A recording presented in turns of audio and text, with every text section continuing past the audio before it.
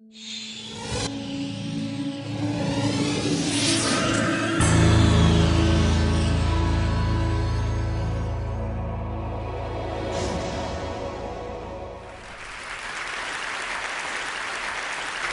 a visual artist, and I'm also one of the co-founders of the Plastic Pollution Coalition. I've been working with plastic bags, which I cut up and sew back together as my primary material for my artwork for the last 20 years. I turn them into 2- and 3-dimensional pieces and sculptures and installations. Upon working with the plastic, after about the first 8 years, some of my work started to fissure and break down into smaller little bits of plastic. And I thought, great, it's ephemeral, just like us. Upon educating myself a little further about plastics, I actually realized this was a bad thing. It's a bad thing that plastic breaks down into smaller little bits because it's always still plastic. And what we're finding is that a lot of it is in the marine environment.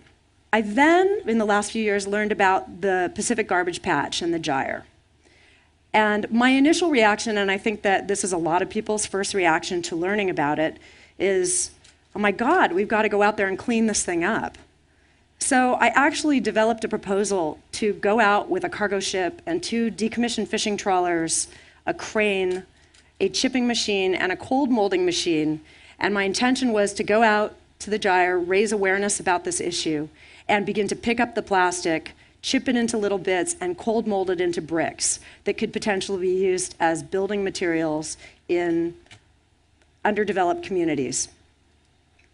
I began talking with people who actually had been out to the gyre and were studying the plastic problem in the marine environment. And upon doing so, I realized actually that cleaning it up would be a very small drop in the bucket relative to how much is being generated every day around the world. And that actually I needed to back up and look at the bigger picture. And the bigger picture is we need to find a way to turn off the faucet. We need to cut the spigot of single-use and disposable plastics, which are entering the marine environment every day on a global scale. So in looking at that, I also realized that I was really angry. I wasn't just concerned about plastic that you're trying to imagine out in the middle of the Pacific Ocean, of which I've learned there are now 11 gyres potentially of plastic in 5 major oceans in the world. It's not just that gyre of plastic that I'm concerned about, it's the gyre of plastic in the supermarket. I go to the supermarket and all of my food is packaged in plastic. All of my beverages are packaged in plastic, even at the health food market. I'm also concerned about the plastic in the refrigerator. And I'm concerned about the plastic and the toxins that leach from plastic into us and into our bodies. So I came together with a group of other people who were all looking at this issue, and we created the Plastic Pollution Coalition. We have many initiatives that we're working on, but some of them are very basic. One is, if 80 to 90% of what we're finding in the ocean, of the marine debris that we're finding in the ocean is plastic, then why don't we call it what it is? It's plastic pollution. Recycling.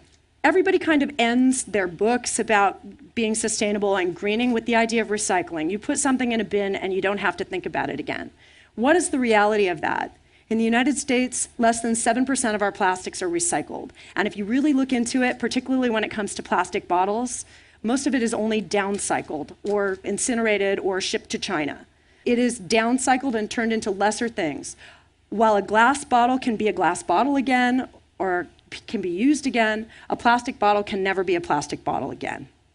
So this is a big issue for us. Another thing that we're looking at and asking people to think about is we've added a 4th R onto the front of the reduce, reuse, recycle 3 Rs, and that is refuse. Whenever possible, refuse single-use and disposable plastics. Alternatives exist. Some of them are very old school. I myself am now collecting these cool Pyrex containers and using those instead of Glad and Tupperware containers to store food in. And I know that I am doing a service to myself and my family. It's very easy to pick up a stainless steel bottle or a glass bottle if you're traveling and you've forgotten to bring your stainless steel bottle and fill that up with water or filtered water versus purchasing plastic bottled water. I guess what I want to say to everybody here, and I know that you guys know a lot about this issue, is that this is a huge problem in the oceans, but this is a problem that we've created as consumers and we can solve. We can solve this by raising awareness of the issue and teaching people to choose alternatives. So whenever possible, to choose alternatives to single-use plastics. We can cut the stem, tie the stem of this into our oceans, and in doing so, save our oceans, save our planet, save ourselves. Thank you.